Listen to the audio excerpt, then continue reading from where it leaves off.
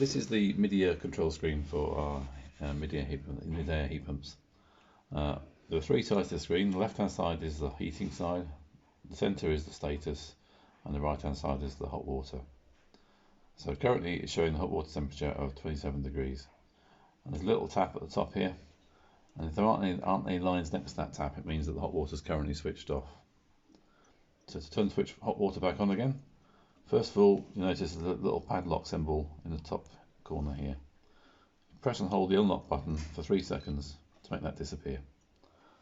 Then you can press the right hand arrow to highlight the right hand side of the screen. This is now telling us what the set temperature is, so the set temperature is 48. But to turn it on, all we do is press the on off button. Now we've got 3 little lines appear next to the tap. So now the system will think about it and start up in hot water mode shortly and provide heat onto this side. The left hand side is controlled via weather compensation, so there are no controls in here that affect that.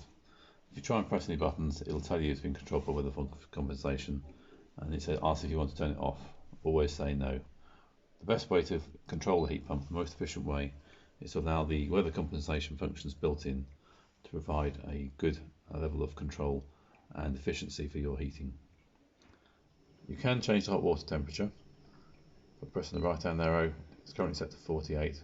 You can make that cooler or higher by pressing the button, then pressing OK. We generally recommend 48 as being the optimum temperature.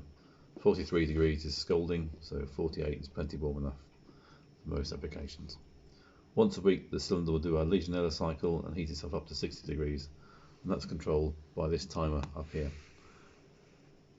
We set it for usually 2 AM on a Tuesday morning for 2 hours to bring temperature up to 60 degrees in the tank. The little dial in the middle is set to the timer. You can override this and put it all the way up to the top. That forces the immersion on all the time, or you can switch it off. But for safety for Legionellas, it should be set at the timer in the middle.